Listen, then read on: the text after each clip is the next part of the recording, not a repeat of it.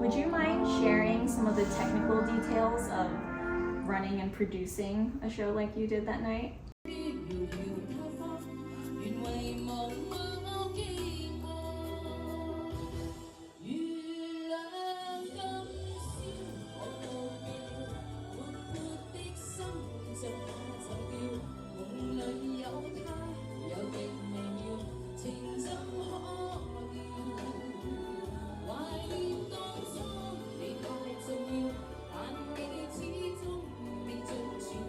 Yeah,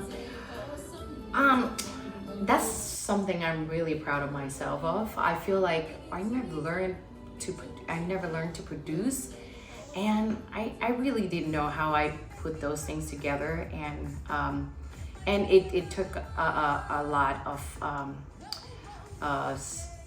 not per se stress, but a lot of practice, a lot of Challenges, yes, challenges, a lot of time problem that solving. we have to get together with all the dancers. You know, we have a group of 9 people dances, so I have to practice with them once or twice a week, and I think for 2-3 months. And then also we have 2 other professional dancers too from World Dance Maria, and I forgot her partner who was dancing with me. I had to practice with her a couple of times too. They're more professional, so we picked up the pace much faster than the other ladies who are not professional dancers, but they just like to contribute their time.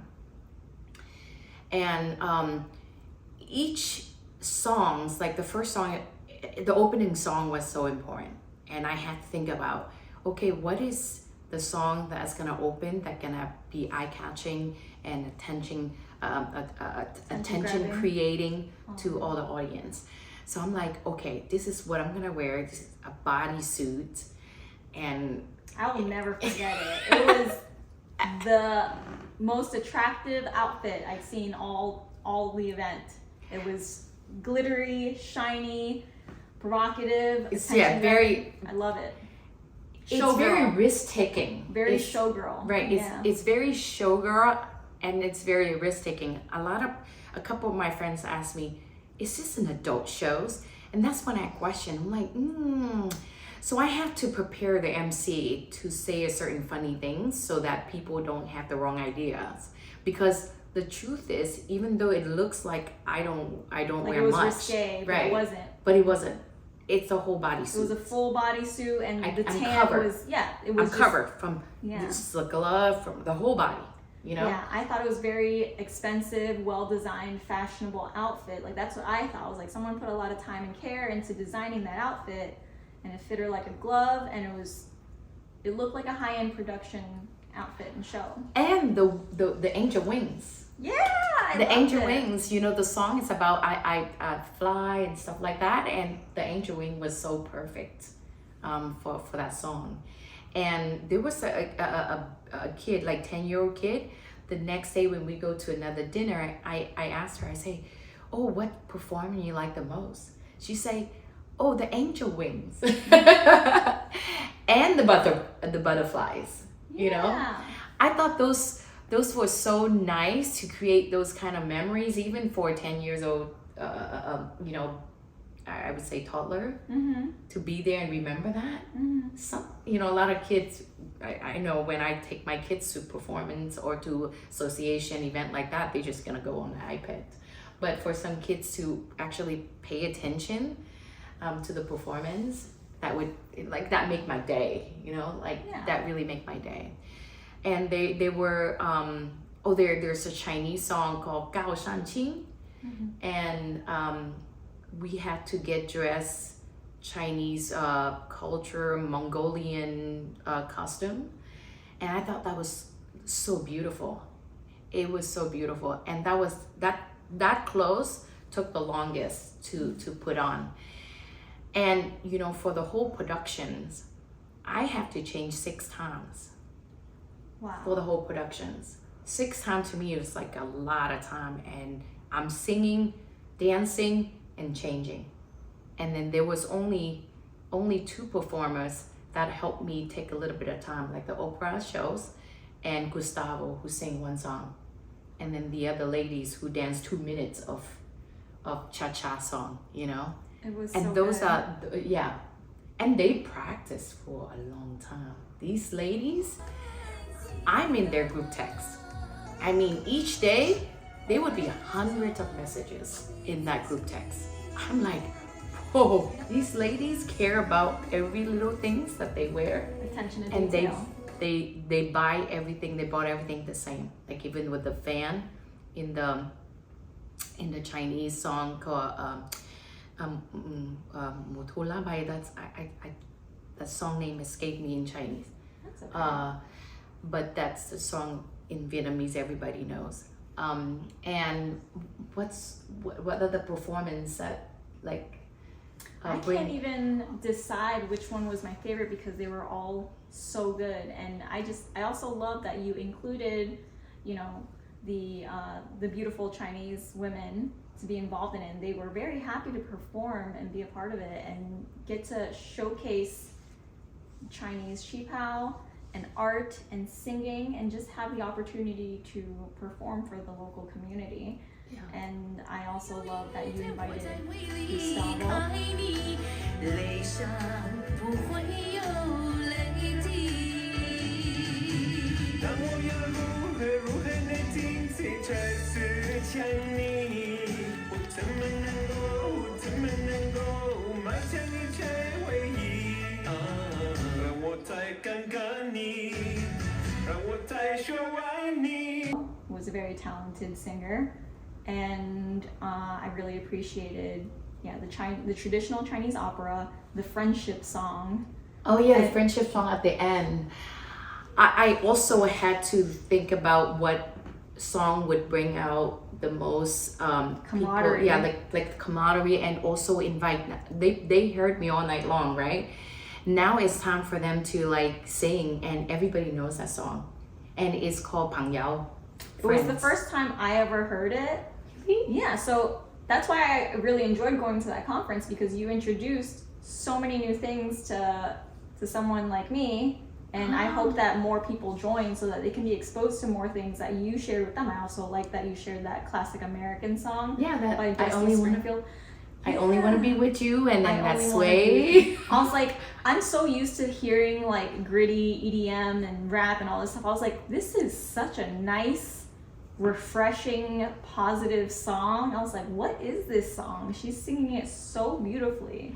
I know, and if you were in the backstage, you'll see how much I sweat, because every time, like especially after it's dancing the two songs Sway and I Only Want to Be With You, and their routine dances, like I just learned very briefly, and then we had to perform.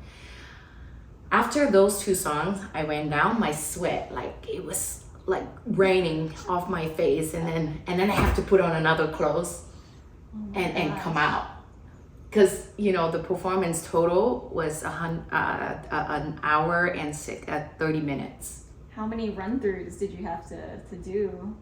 Did you have a chance to do? I did. I just practiced my songs with the DJ and the sound system the day before, and when I arrived on the stage and talking about me looking at the stage and how it presenting and all that stuff, I had to fix all that stuff too.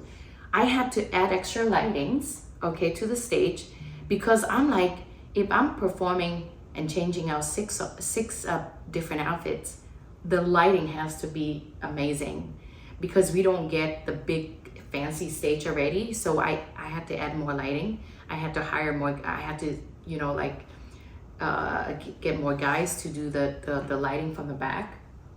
And I also demand the Johnson say, listen, in this stage, they're all carpet. They cannot dance. We cannot dance. So I demanded them to put the dance floor on the stage. So that's how we able to, you know, Run a successful show. yeah, it was a lot of work behind the scene, add to it. I think you did such an amazing job, because you had to sing, dance, organize, run all the technical details, lights, audio, hire the right people, invite, willing community members to volunteer their time to showcase their culture and their talents, and have everything run smoothly for that really large room of very important people. Yeah. And you gave them a night they'll always remember. Oh, So- yeah. So thank you very much, Lena, Yeah. for all that you've done in the community. And Well, let's do this again. I Yes. love it. Yeah, I'd love to get to know Let's you do, more. yeah. No, let's do like another, I'm excited for another show now, like, Yeah. hey, I feel like, okay, I have to be a lot more creative and put a lot more time and work to it to create another more successful show. I think it was really obvious that you ran a very highly detailed, successful show, and you didn't just do it yourself. So is there any people that you'd like to give a shout out to or thank for, all Oh their yeah, help? I want to thank the DJ Ray Rock. He in charge of the sound system that night, and I worked with him a few times, so he knows my style, and he really did everything I asked him to do. The sound system was amazing. It's professional. Yeah, very, very amazing. Like I don't like feedback, so he knows it. And his wife Maria, who really helped me with putting the show, adding the elements of the butterflies and then the angel wings, and then she also helped me with my outfits and stuff like that too. She's got good taste. Yeah, she's a professional. And then all the Chinese ladies who spend so much time and endless efforts and many days of practice to put all this together with me too. And then who else? And Johnson, who is Lena, you take over. That's it. Who trusts me completely to make this show happen. And then Gustavo Brand, who I invited, and he was so excited. He said, "I'm gonna do this with you, of course, Lena." He's so excited about. I know the Chinese community were so surprised when he sang Chinese song "We and the Jeju." It was the first time I've ever seen a Latino man sing a Chinese song, and that I was like, whoa, this is really cool. And there weren't just Chinese people in the conference. There was Korean people, American people, Black people, and Latino people. And I think it goes to show that our generation is much more inviting and open to having other people within our communities and showcasing it to others, and hopefully we get to expand and learn about their cultures. And Yeah, for maybe sure. one day I'll see you perform at, No, I do Say sing. that. He taught me a Spanish song. oh my God. He taught me a Spanish song. Yeah, and we just had a video of No Me Ames, the song Jennifer Lopez and Mark Anthony sang. It was hard for me. It was a challenge, but we did it, and we had the video out. It's already out. And so thank you, Gustavo Brand. And of course, thank you, Cindy, for bridging us, to the younger generation who understand English, because the Merchant Chinese Association, they all speak Chinese. Yeah, I come from a generation where a lot of, it's called ABCs, American Born Chinese. They grew up with learning some Chinese first, but as time went on, it was more important for the parents to learn English. And so we lose a little bit of the language, and there's a lot of people who don't speak or read Chinese. And so a lot of people feel embarrassed to connect with their roots and their culture, but it was such a good leeway to get us interested. I want to learn about some of those songs you sang, and maybe one day, maybe I learn a Chinese song. You know Why what I mean? not?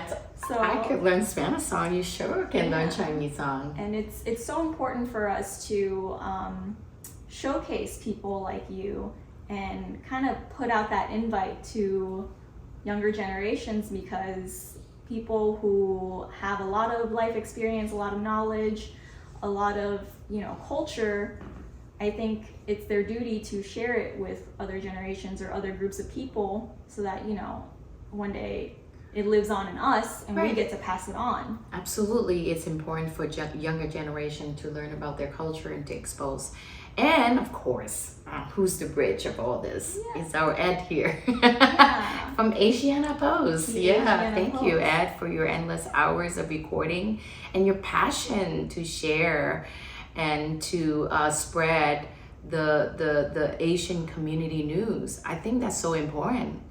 I don't know how you get that passion. Hope we get to interview him one day. Yeah. And I hope that we get more from you in the future, because there's just so much more to you. You know what I mean? Like the business part, the performative part, the personal part as a mother, as an Asian mother in America raising 3 boys. It's just like, It's not easy. it's not easy, and there are other mothers out there. There are other women out there who may become mothers who could learn from what you have to share, because the Western values do have an effect to mix with, you know, your Eastern values, and you have to decide a balance to raise the next generation of Asian Americans. Yeah, You know? well, for sure. That's definitely a different conversation. It would be a long, long night if we continue that. Okay. And yeah, okay. So thank you for joining me and sharing your experiences and your knowledge with us. Thank you, Cindy.